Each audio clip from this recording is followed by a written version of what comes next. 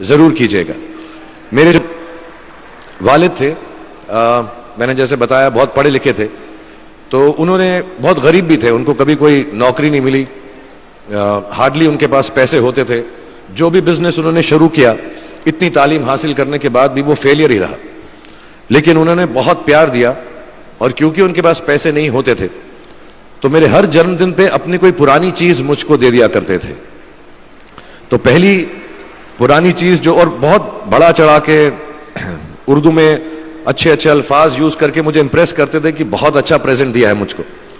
तो वो मुझे पहली चीज उन्होंने मुझे, ये मैं हर जगह पर बोलता हूं, स्कूल के बच्चों के फंक्शन पे, येल यूनिवर्सिटी में, एडिनबरा में, क्योंकि आप लोग सब अपनी लाइफ के उस थ्रेशोल्ड पे हैं जहां से आपको कामयाबी हासिल करनी है इंशाल्लाह। सो पहली चीज जो उन्होंने मुझे दी थी, उन्होंने मुझे अपना शतरंज का सेट दिया था, टूटा फूटा सा। वो शतरंज हर रोज खेलते थे। हनुमान मंदिर के जो हेड प्रीस्ट थे, पंडित थे, उनके साथ रात को जाके मेरे वालिद जो हैं शतरंज खेलते थे। और उन्होंने मुझे कहा कि शतरंज से आप जिंदगी के बारे में बहुत कुछ चीजें सीख सकते हैं। पहली ये कि कोऑपरेशन और साथ मिलजुल कर काम कैसे करना है। दूसरी ये कि जिंदगी में आगे बढ़ने के लिए कभी कभी पीछे भी हटना पड़ता है।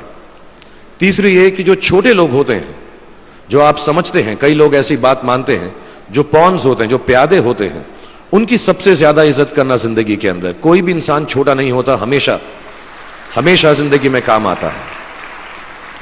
और कामयाबी हासिल करने के लिए आखिरी बात शतरंज ये सिखाती है हमको कि कभी कभी जिस चीज से सबसे ज्यादा लगाव होता है, जैसे रानी से अमूमन हो जाता है, कभी कभी उसे भी सैक्रिफाइस करना पड़ता है आगे बढ़ने के लिए। दूसरी चीज जो उन्होंने मुझे दी, मेरे पास है वक्त, 2 मिनट बोल सकता हूं मैं, सॉरी। दूसरी चीज जो उन्होंने मुझे दी थी, वो एक टाइपराइटर दिया था। आज के जमाने में आई डोंट थिंक किसी को, बहुत सारे बच्चे होंगे यहाँ पे जिनको मालूम भी नहीं होगा टाइपराइटर कैसा लगता है। अब सब कंप्यूटर पे काम करते हैं। तो टाइपराइटर के ऊपर जब आदमी लिखता है और अगर गलत लिखता है तो उसको मिटाने में बहुत तकलीफ होती है। So you have to be very diligent, बहुत ध्यान से लिखना पड़ता है, हम गलती नहीं कर सकते। और टाइपेक्स यूज करते थे टाइप को निकालने के लिए, कभी उंगली फंस जाती थी उसकी कीज के बीच में, मगर बहुत मेहनत से, बहुत डिलिजेंस से काम करना पड़ता था। तो जब मैं उस पर टाइपिंग सीखा स्कूल में कॉमर्स करते वक्त, so the only thing I realize is that practice makes you perfect. तो जो भी काम आप जिंदगी में करें उसको डिलिजेंस से करें, ऐसा करें कि कोई गलती ना हो, अपना पूरा दिमाग लगाकर करें, सोच समझ कर करें। ऐसे करें कि यह काम जिंदगी में आपका पहला काम है और इसके बाद आपको मौका नहीं मिलेगा, और शायद यह काम आपका जिंदगी का आखिरी काम है, इसके बाद फिर मौका नहीं मिलेगा। So do it with that kind of diligence. तीसरी चीज उन्होंने मुझे कैमरा दी थी, क्योंकि बहुत गरीब थे, वो कैमरा चलता नहीं था बिल्कुल भी, सिर्फ उसके व्यू फाइंडर से बड़ी अच्छी अच्छी तस्वीरें दिख जाती थी, लेकिन खिंचती बिल्कुल भी नहीं थी। और इससे मुझे उन्होंने सीख दी कि जो हमारी क्रिएटिविटी होती है, हम जो भी, कभी कभी हमारी हॉबी होती है, कभी कभी हमारा उससे प्यार होता है, लेकिन हम उसको अपनी नौकरी नहीं बना सकते, अपना काम नहीं बना सकते। बहुत कम लोग ऐसे फॉर्चुनेट होते हैं जैसे मैं हूं कि जो मेरी हॉबी थी, जिस चीज से मुझे प्यार था, कलाकारी से, एक्टिंग से, वो मेरा पेशा भी बन गया। अमूमन ऐसा होता नहीं है, लेकिन जो हमारी कला है, चाहे वो पोएट्री है, चाहे वो लिखना है, चाहे वो पेंटिंग है, चाहे जो भी चीज, गाना है, अकेले में गाना है, हमारी क्रिएटिविटी जरूरी नहीं है कि दुनिया एक्सेप्ट करे। जैसे उस कैमरा की तस्वीरें दिखती नहीं है, लेकिन उसमें देखने से खूबसूरत लगता है हर कुछ, वैसे ही आपकी जो क्रिएटिविटी है वो अपने लिए रखें। क्योंकि जिंदगी में कभी ना कभी, कहीं ना कभी ऐसा मुकाम आएगा जब आप बहुत अकेला फील करेंगे। हो सकता है दुख का समय भी आए, उस वक्त आपकी जो क्रिएटिविटी है वो आपकी सबसे अच्छी दोस्त होगी, दुनिया उसको माने या ना माने। मैं बहुत खराब पोएट्री करता हूं, लेकिन जब भी दुखी होता हूं तो लिख लेता हूं। सराफ साहब से मैं अब सीखना भी चाहता हूं। मैं रेखता पे जाऊंगा, मुझे लगता है ये कमाल की साइट है, थोड़ी मैं शायरी वगैरह सीखूंगा। मेरी शायरी बहुत खराब है कि हमने तुम्हारी याद में रो रो के टब भर दिए, वो आए और नहा कर चल दिए। इस लेवल की पोएट्री है। लेकिन जब दुख होता है, ये भी बैठकर जब लिखता हूं तो बहुत दिल को शांति मिलती है।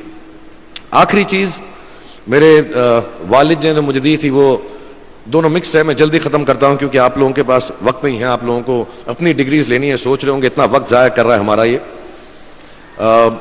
तो मैं जल्दी से बताता हूं। एक, उन्होंने मुझे कहा एक सेंस ऑफ ह्यूमर हमेशा रखना जिंदगी में।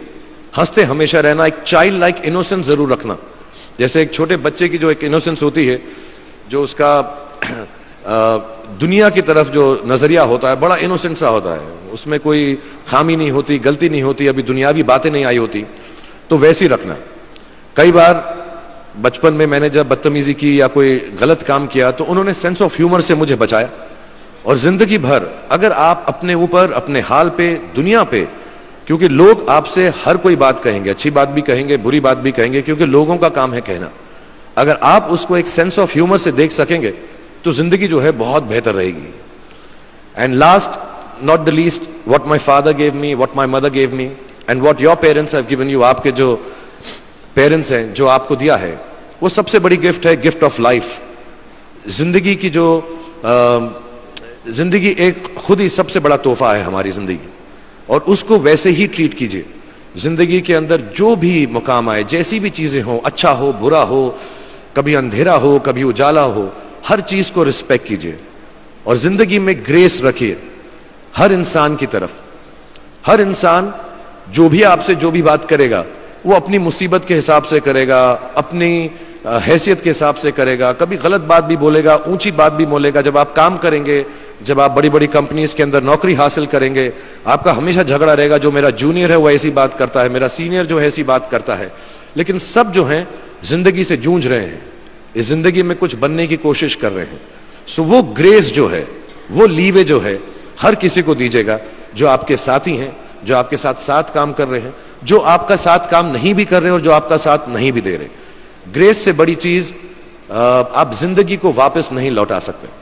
ये 4-5 चीजें याद रखिएगा। याद रखिएगा, नहीं रहे तो कोई बात नहीं।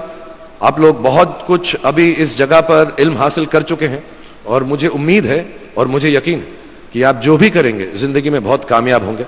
और फिर से मैं मौलाना आजाद नेशनल उर्दू यूनिवर्सिटी का शुक्रिया अदा करना चाहूंगा कि मुझे यहां पर बुलाया, आपसे मुखातिब होने का मौका दिया।